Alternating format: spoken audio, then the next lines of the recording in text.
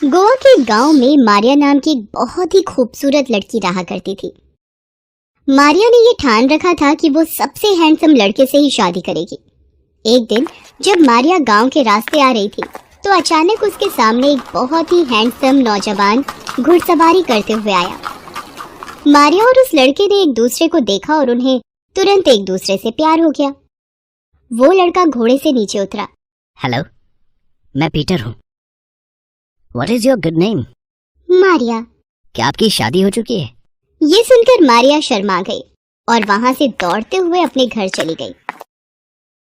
Peter ने उसके घर आकर उसका हाथ मांगा और कुछ दिनों बाद मारिया और पीटर की शादी हो गई। पीटर ने मारिया के लिए एक बहुत बड़ा आलीशान घर बनवाया, वो भी नदी के एकदम नजदीक। शादी के बाद कुछ सालों तक तो सब ठीक था। मारिया और पीटर के 2 बच्चे भी थे, एथिन और क्लारा। पीटर अपना सारा समय अपने बच्चों को ही देता था। ये देखकर मारिया जलने लगी थी। मारिया और पीटर में अक्सर झगड़े होने लगे थे। अब पीटर को मारिया में कुछ खास इंटरेस्ट नहीं था। फिर एक दिन पीटर काम के सिलसिले में किसी दूर गांव चला गया। कई महीने बीत गए। मारिया पीटर के लौटने का इंतजार कर रही थी, पर जब पीटर लौटा तो मारिया के होश ही उड़ गए। पीटर के साथ उसकी नई पत्नी थी, जेनी। जेनी बहुत ही यंग और खूबसूरत थी।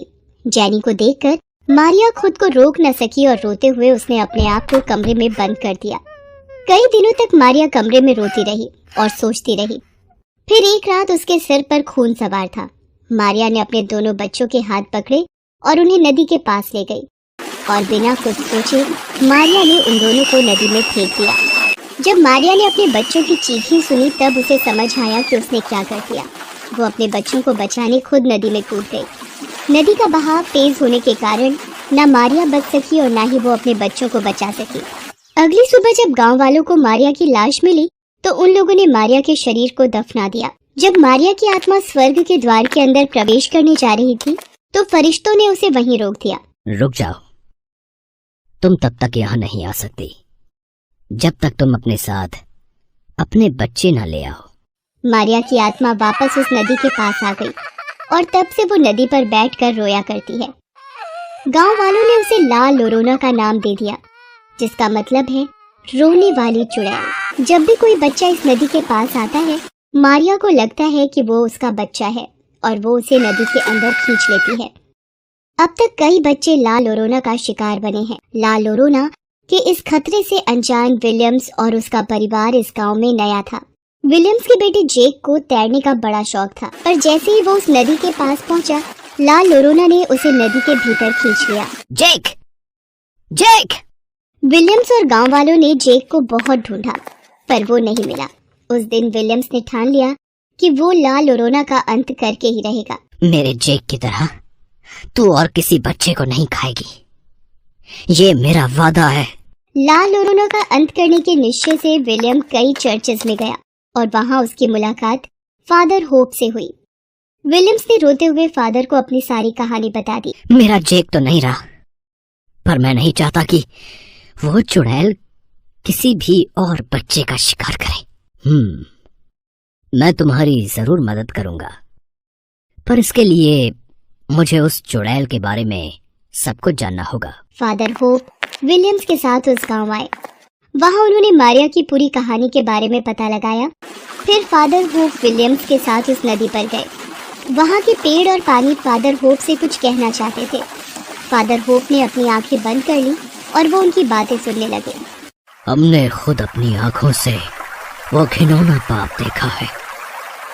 उस माँ ने खुद अपने बच्चों को मार दिया। हम खुद उसके साक्षी हैं। मैं भी। और अब हम उसका अंत चाहते हैं।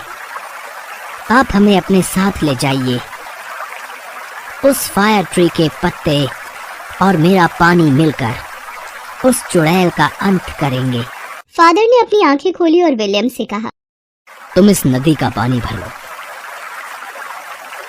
और मैं उन पेड़ों के पत्तों को तोड़ता हूं। वो पत्ते और पानी लेकर वो लोग ला लोरोना के घर गए। वहां फादर ने जमीन पर कुछ सर्कल बनाए और मोमबत्तियां लगाई। फादर ने विलियम्स को एक गोले में बैठने का आदेश दिया और फिर फादर ने ला लोरोना का आह्वान शुरू कर दिया। यीशु मसीह के नाम पर, मारिया, मैं तुझे आदेश देता हूं, मेरे सामने आ। यीशु मसीह के नाम पर मारिया, मैं तुझे आदेश देता हूं, मेरे सामने आ। कुछ ही पलों में घर की सारी खिड़कियां पटकने लगी, हवाएं तेज हो गई और मारिया उनके सामने थी। मुझे क्यों बुलाया? ताकि तुम्हारा अंत कर सकूं। मेरे बच्चे मुझे लौटा दो, मैं खुशी खुशी चली जाऊंगी। अपने बच्चों को तुमने खुद मारा है। नहीं नहीं। क्या अब भी तुम झूठ बोलोगी? फादर ने वो पत्ते और पानी उसके सामने रखे। हाँ, मैंने खुद अपने बच्चों को मार दिया। तुम स्वर्ग के काबिल नहीं। फादर ने उस नदी का पानी ला लोरोना के ऊपर फेंका और वो जलने लगी, और फिर फादर ने वो पत्ते भी उसके ऊपर डाल दिए। तुम हमेशा हमेशा के लिए नर्क की आग में जलोगी। ला लोरोना जलकर खाक हो गई। विलियम्स ने फादर का शुक्रिया किया। उस दिन के बाद ना किसी को रोने वाली चुड़ैल की आवाज सुनाई दी और ना ही किसी बच्चे का शिकार हुआ। ला लोरोना का अंत हो गया।